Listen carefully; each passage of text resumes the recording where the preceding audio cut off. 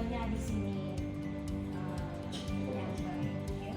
Dua ya Bu ya. Iya. Kemudian di area pengembangan yang hendak dicapai itu apa saja? Iya, karena kemarin setelah kita analisis permasalahan, Ya. ada alternatifnya juga. Nah, saya mendapatkan permasalahan dari siswa saya di dalam penerapan pembagian susun 3, di mana permasalahannya ini terletak pada yang berkaitan dengan pembagian bersusun 3 angka yang menerapkan beberapa pembagian dengan 3 angka yang berbasis TPACK. Nah, Berarti siswa di sini itu pertamanya kesulitan. iya, kesulitan dalam membagi dengan 3 angka. Pak. Jadi yang Ibu kembangkan di sini adalah pembagian bersusun dengan teknik TPACK. Iya. Kemudian kira-kira strategi yang Ibu persiapkan untuk supaya kegiatan ini terlaksana atau mencapai tujuan pembelajaran yang diharapkan itu kira-kira apa? Di sini karena kemarin mereka kemungkinan mereka belum mengetahui konsepnya seperti apa, jadi saya lebih ke konsepnya terlebih dahulu dengan menerapkan pembelajaran PBL gitu ya. Dimana PBL ini kemungkinan dari kemarin karena kita tidak menerapkan TPACK, di mana kita bisa menggunakan LCD. Nah, di situ kita mengimprovisasi mereka dengan beberapa teknik. Ya, ada pembagiannya, mungkin ada di situ emosinya seperti video-video mungkin. Nah, kebetulan di sini juga saya mengkombinasikan dengan alat peraga. Strateginya sangat baik sekali ya. Ya, semoga bisa terlaksana dengan baik. Jadi di sini saya menemukan catatan yang dari penjelasannya itu tadi itu bahwa ada kesulitan belajar siswa. Kemudian diterapkanlah solusi PBL dan berbasis TPACK. Kemudian tentu saja Dengan alat peraga. dengan alat bantu, alat peraga dan LCD juga ya. Nah, kemudian di sini saya catatan khususnya saya ini semoga ya pembelajaran ini bisa terlaksana dengan baik dan tujuannya tentu saja pembelajarannya yang berpusat pada murid. Yang kita inginkan di sini adalah murid yang aktif ya, kita kembangkan sesuai minat mereka. Kemungkinan mudah-mudahan pembelajaran yang menyenangkan bagi siswa. Jangan lupa karena tujuan kita itu adalah untuk murid, untuk semata-mata untuk kemajuan. Mudah-mudahan kita bisa menerapkan pembelajaran ini dengan baik dan mencapai tujuan sesuai profil pelajaran tersebut. Nanti ada lembar catatan hasil praobservasi kita yang nanti ditandatangani ya sebelum saya masuk ke kelas. Untuk saya isi juga nanti di saat kegiatan pembelajaran itu untuk mengobservasi jadwal pembelajaran. Ya,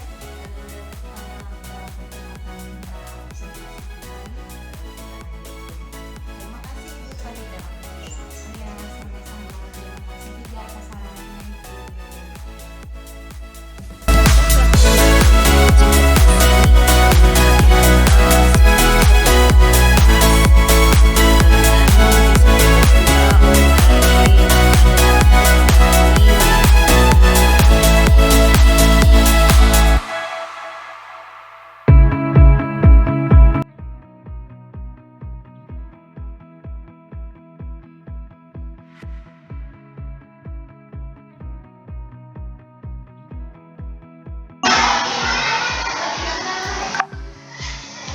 Bismillahirrahmanirrahim.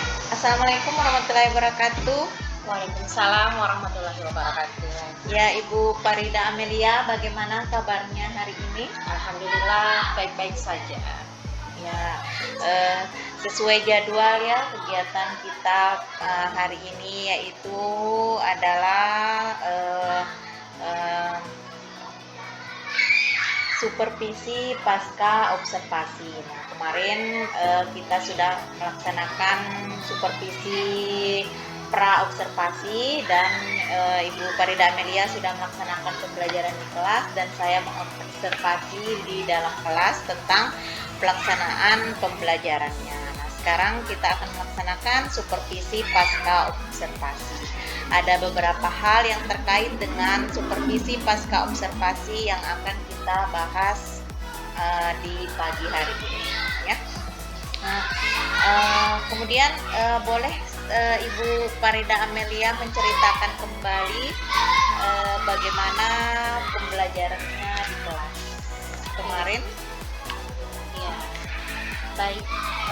Di kesempatan ini saya bercerita sedikit bagaimana pengalaman saya, bagaimana kegiatan saya kemarin di pembelajaran. Ya, dari awal memang sudah kita rancang mulai dari RPP-nya. Nah, di sini juga ada LCD-nya, ya, yang termasuk ke TPACK. Ya, LCD di situ juga kita siapkan bagaimana penampakan dari LCD-nya sudah jelas apa belum gitu. Nah, terutama di anak-anaknya bagaimana mereka melihat LCD-nya itu apakah sudah jelas, apakah masih terlalu kecil atau bagaimana. Nah, di situ sudah alhamdulillah sudah bisa diterapkan.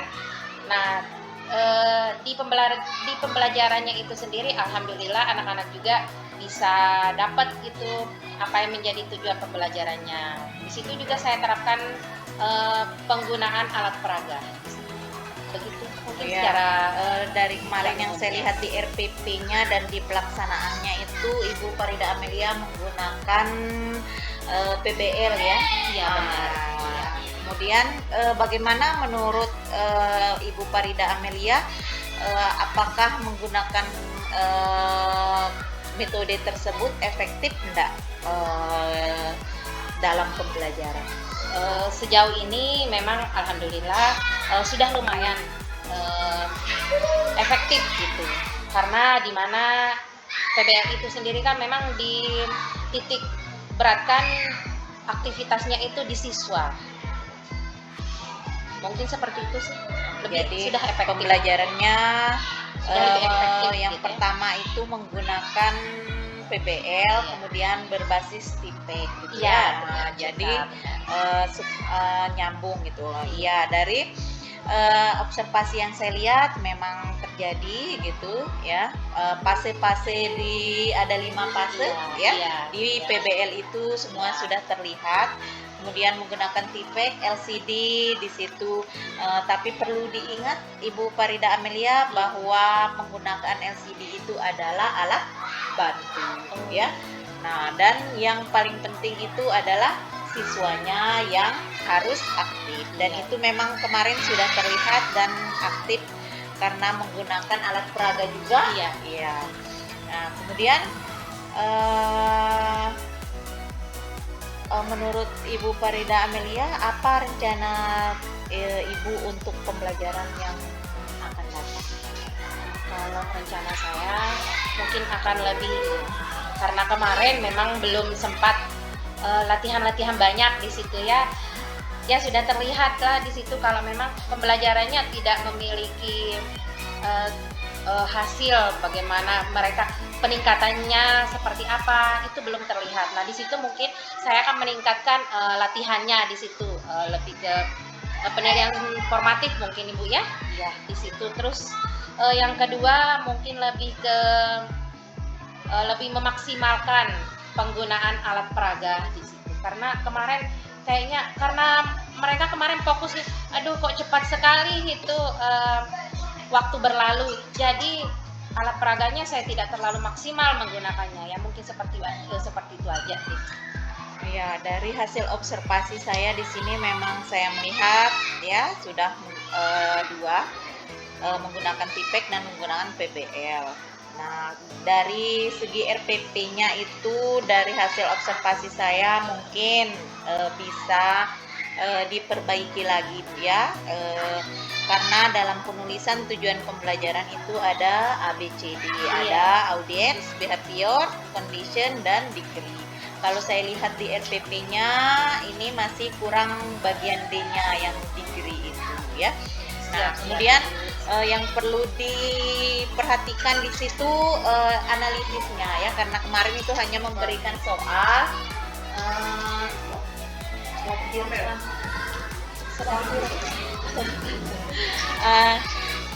Silakan dianalisis lagi hasil evaluasinya ya. Kan kemarin hanya latihan dan dikumpulkan, belum dianalisis lagi siapa yang tuntas dan siapa yang tidak tuntas. Nah, dari itu bisa diambil tindakan-tindakan bagaimana ke depannya. Nah, kemudian di sini saya merumuskan ya lembar rencana pengembangan diri yang bisa Ibu Amel ikuti. Yang pertama itu ada perumusan tujuan pembelajarannya ya. Ya tadi sudah kita bahas bahwa ada unsur ABCD. Kemudian apalagi yang Ibu Farida Amelia ingin kembangkan?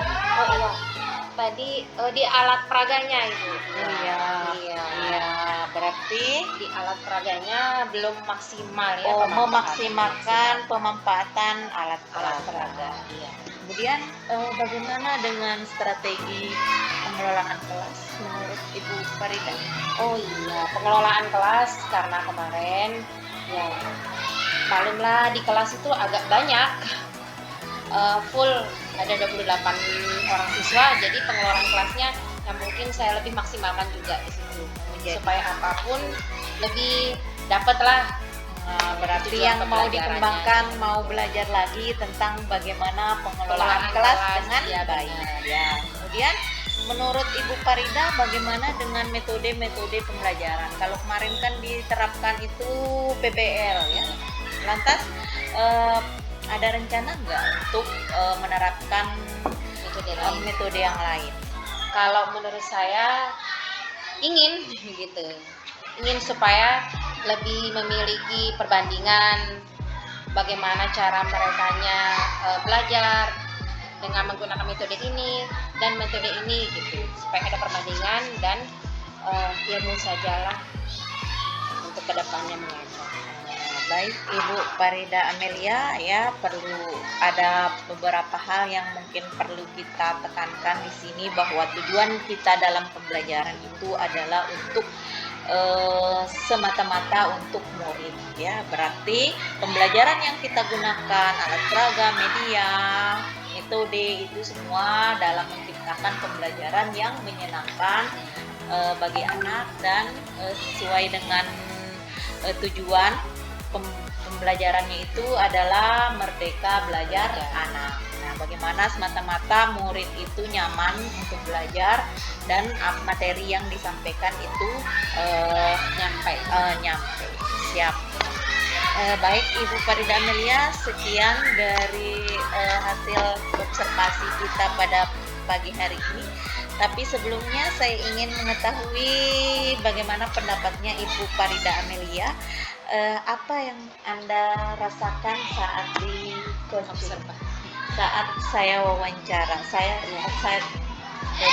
Kalau saya pribadi senang agar saya tahu kekurangan, kelebihan, terus praktek baiknya di pembelajaran saya itu seperti apa, terus pengembangan dari pembelajaran saya seperti apa dan bagaimana ke depannya begitu.